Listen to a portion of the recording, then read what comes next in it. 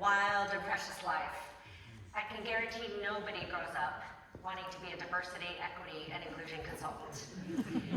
And in an ideal world, right, my job wouldn't even be needed.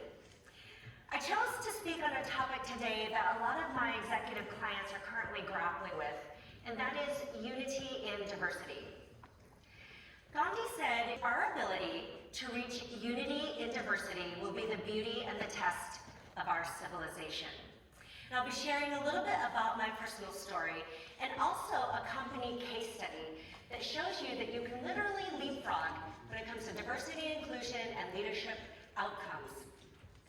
And I think you're going to be surprised. So hold tight, but first just a little bit about me.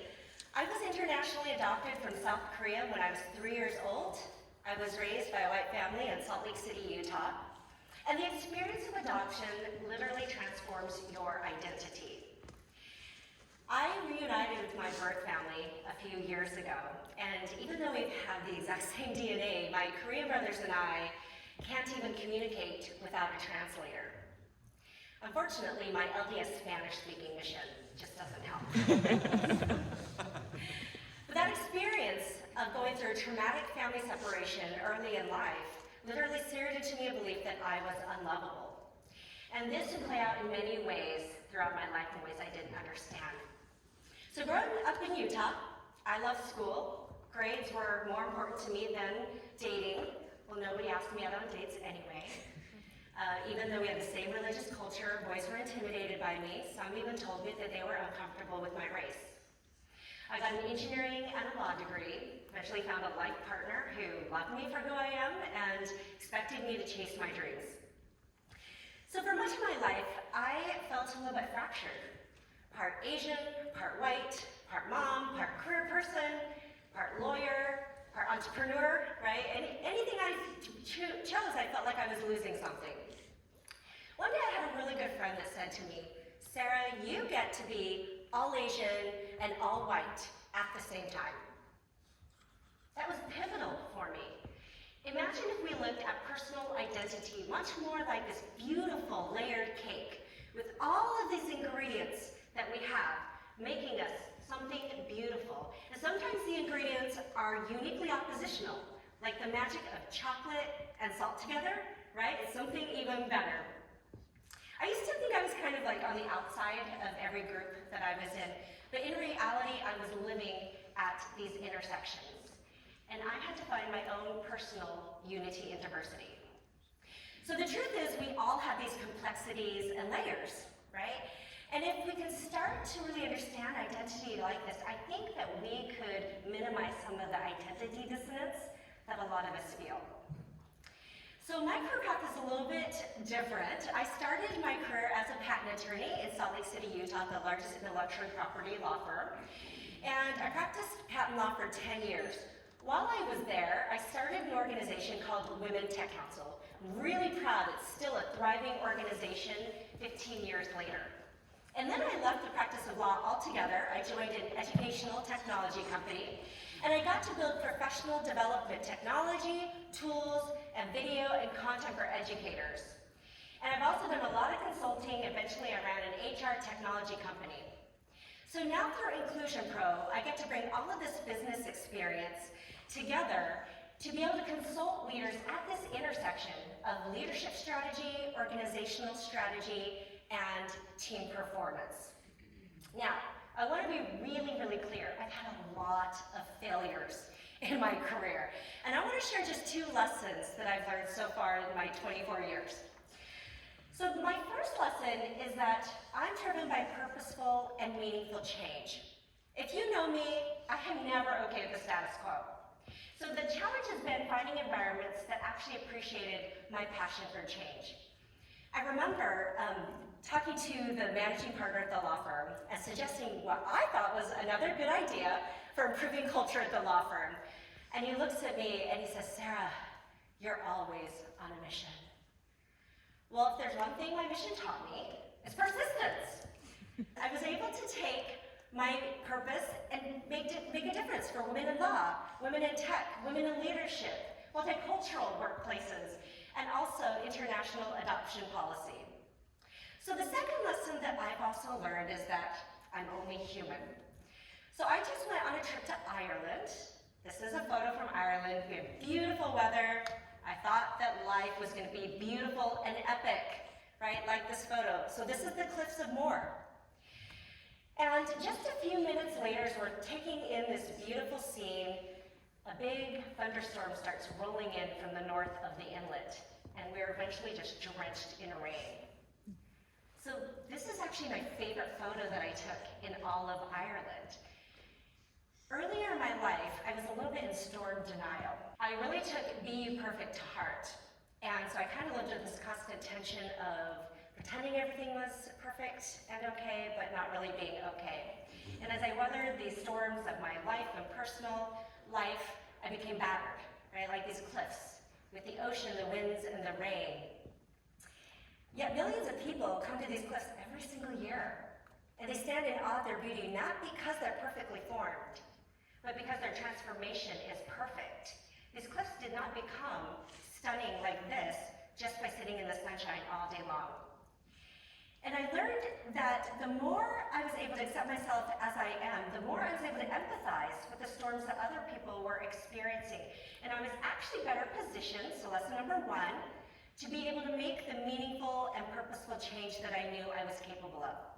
So this is why I take an empathetic approach when it comes to diversity, equity, and inclusion for leaders who are just starting out on their journey. So I have to say, the last couple of years, I've been at this for a long time, there has been this really remarkable and refreshing shift in chief executives, board members, and white men engaging in diversity, equity, inclusion. Now these folks have typically opted out or not felt that they've had a place in DEI work. I want to share about a company called Packsize. Packsize is a great example that you don't have to take this journey alone. Packsize is a 20-year company based in Salt Lake City, Utah, and they have 600 employees and growing in many international offices. So they actually specialize in automated packaging and packaging experience. And so they're saving customers costs in a sustainable way. Well, in 2019, the global leadership team of Packsize did an engagement study. And from that engagement study, they took two key action items. They said, we need to improve in diversity, equity, inclusion, and leadership transparency. Now, the Packsize global leadership team is all white men, except for one of the original founders.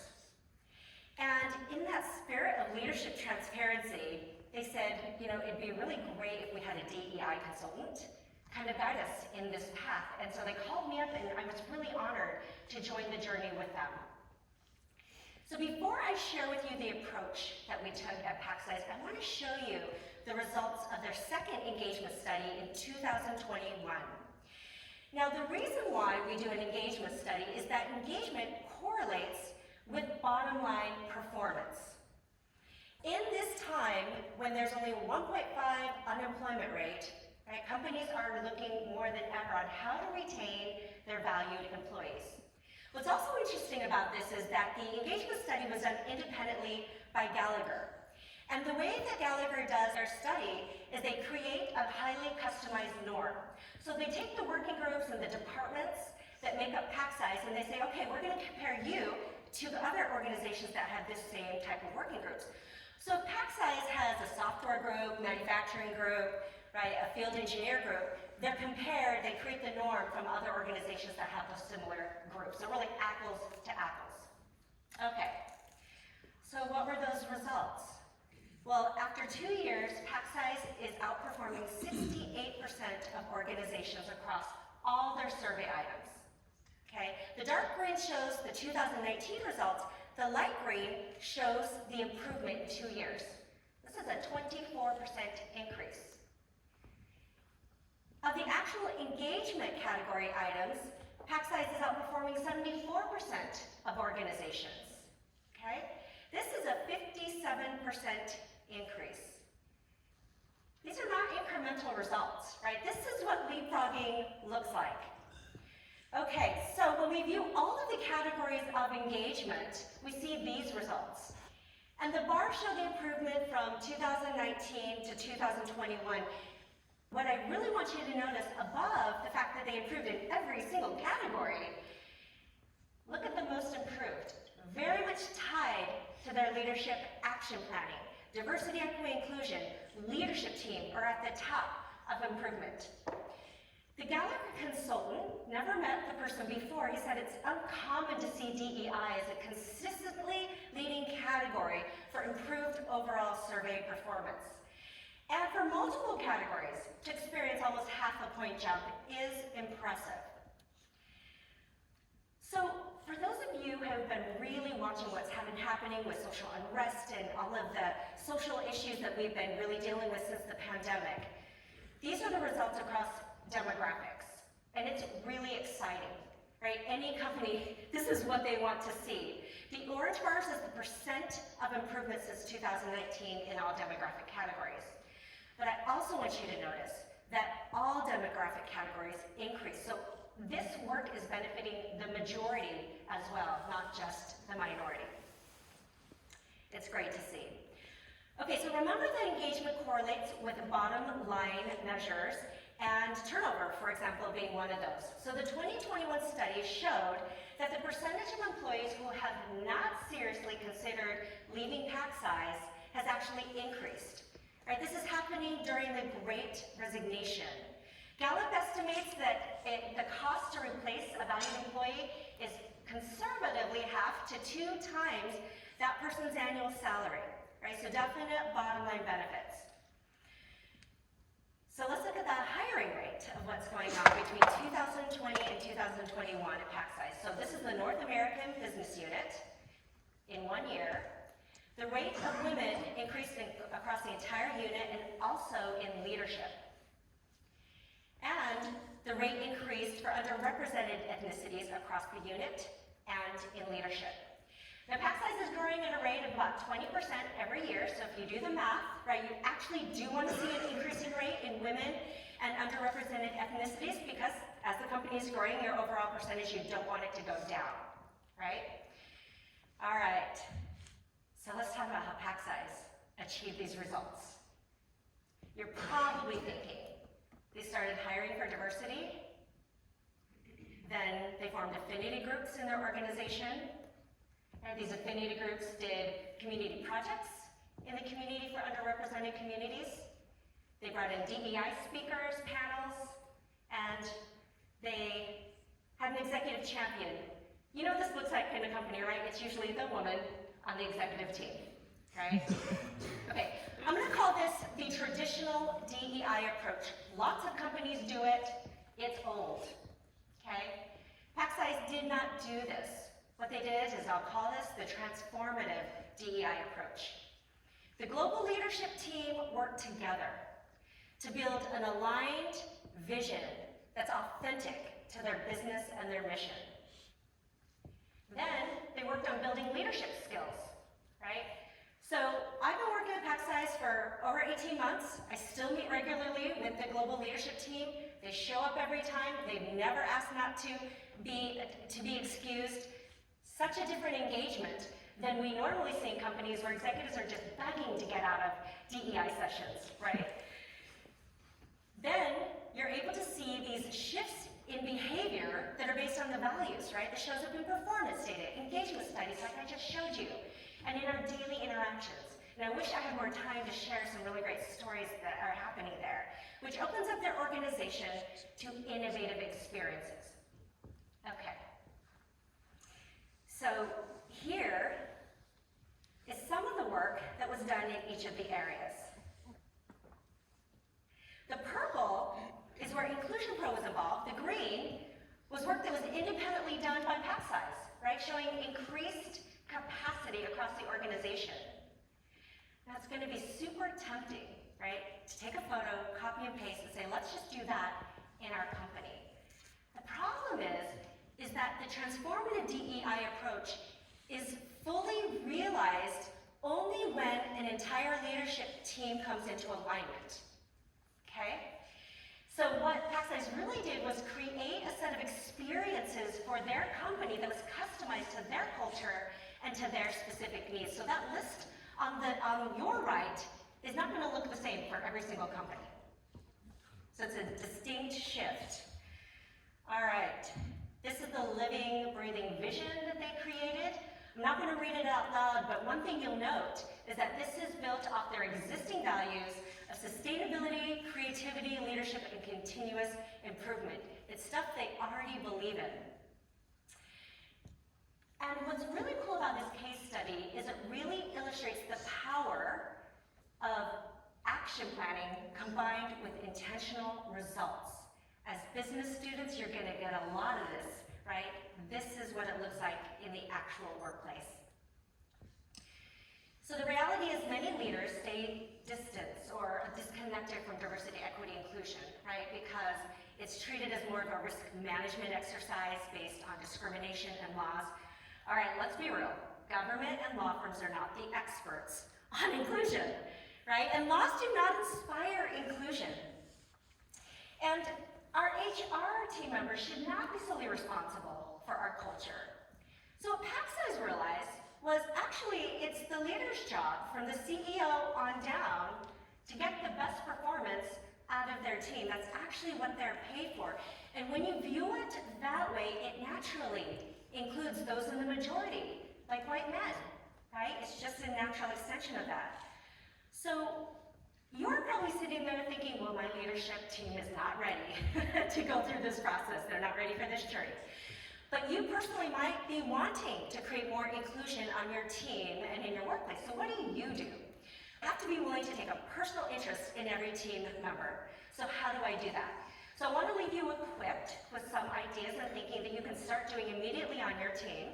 And we have to talk about the definitions of diversity, inclusion, equality, and equity to have this conversation. All right, so let's start with diversity. Diversity is the art of identifying characteristics in people. Our brains are just doing this automatically. We don't even realize this is happening. But essentially, it's celebrating people from a multitude of backgrounds. But the truth about diversity is it does not create inclusion. And diversity is really a comparative exercise based on different worldviews. Okay, so there's no one person, there's no one group in an organization that is the diversity. In fact, compared to me, you're all diverse, right? Okay, so inclusion is the art of engaging meaningfully with people. This is asking, inviting for their ideas, right? Getting the best thinking out of people. But the truth is, you'll notice in this definition, it does not require diversity, right? So what does it mean when we're diversifying our organizations? Well, it means that inclusion is a personal leadership journey to be able to collaborate with people through our differences. Okay, it's a new skill set we might need to develop. All right, equality, the art of creating the same rights for all people. We all believe in this. But the truth is that equality doesn't just happen. The world is inherently unequal. We actually have to work to make equality happen. And that's what equity is. Equity is the art of building pathways of success for each person. Okay, but the truth is that when we try to eliminate disparities and really build these pathways, we have to uniquely understand the experiences that everyone is having. Okay, that was a lot. So I know you're all in different roles, different type of companies, industries. So I'm actually going to put this in an analogy, a simple one that I think we can all understand, so that it kind of can cement some of these concepts in our minds. All right. So I want you to imagine for a second that you are the conductor of the Boston Philharmonic Orchestra. Okay, diversity is selecting musicians and instruments from around the world. Inclusion is leading those musicians to play their instruments according to their unique talents for an important performance. So this is where we sometimes get stuck, equality, right? We keep hearing it, treat everybody the same, treat everybody the same. Well, someone who is stuck on equality might say, well, we're going to give each musician the exact same performance time to practice. Exact same studio time to practice. So we stop and think about it and say, wait a minute, a vocalist has very different needs than an instrumentalist, right? And different instrumentalists have a lot of different body parts that they're using and things like that, so that might not actually be what they need to perform to their best potential. So what's equity? It's ensuring that each musician has the individualized support to play to their best potential. All right, this requires us understanding people's unique experiences. So this room has some of the brightest minds in the LDS Church, but you didn't get here by yourselves. Someone somewhere took an interest in you. They believed in your potential. And sometimes we can think that we did it all on our own. When we meet folks who are different than us, sometimes we forget these gifts that we were given, right? And we think that giving equity is giving something to someone that they don't deserve. The difference between leaders who get stuck in equality and those who focus on equity is our ability to recognize when we've been lifted up and to be able to accurately measure potential in people in all the ways and forms that it shows up. So a great leader acknowledges that they've been lifted up, they show gratitude, and then they pay it forward. So the LDS MBA Society, what a great group. When I'm working in Utah-based companies, the topic of religion does come up, but it actually usually comes up like this. There's a perception sometimes that LDS leaders aren't inclusive. And I actually disagree with this. I can usually go into any organization and spot where there's already inclusion in the DNA of the organization, right? A lot of companies have what are called employee resource groups or affinity groups. And I want you to think for a second of the LDS MBA Society like an employee resource group, right? You believe religion is a valuable part of your identity in the workplace. The LDS religion is underrepresented in many educational and career fields, and you want to see each other succeed. Very similar reason that ERGs are formed within companies. But I often encounter LDS leaders who feel very disconnected from any DEI efforts, when in reality they've grown up in a religious affinity group. So I'm not suggesting that the LDS students are feeling oppressed or marginalized in the same way as other groups, but it is interesting to think, how can we open up our circle of influence, right? Like the interfaith session that we had just prior to this. Our activity in the church has really already prepared us to be inclusive. Like I said, I can go in and spot, hey, there's inclusion. We know how to do this. I want to touch on a few things that I think have prepared us during our lifetimes for those who grew up in the church to be inclusive in the workplace. The LDS Church really cares for temporal and spiritual needs. I grew up in a home where we gardened, I camped all summer long, we got welfare from the church, my father worked for the welfare system to give back. These lessons of self-sufficiency, right, still stick with me, and these are the things we can take into our workplace to make sure our teams are cared for. In the LDS Church, we have callings, different roles. We don't cap people's capabilities. We say one day you're the bishop, the next day you're the nursery worker. All roles are important. Okay, so we've already seen this type of delegation, so in our workplaces, we can build teams that value skills development and not cap people's potential.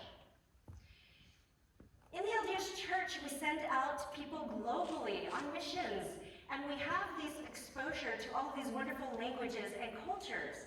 I actually grew up in a home where we had a lot of Southeast Asian foster brothers and foster families, right? We're very welcoming to refugees, so we can be welcoming to people of different cultures in our companies. And we've grown up seeing women lead in our church for our whole lives. And this is nothing new, but what might be new to some of you is to know that Utah had the first woman in the nation to vote. We had the first woman in the nation to serve in a state legislature. Women have had professional careers and professional degrees in the church for almost 150 years.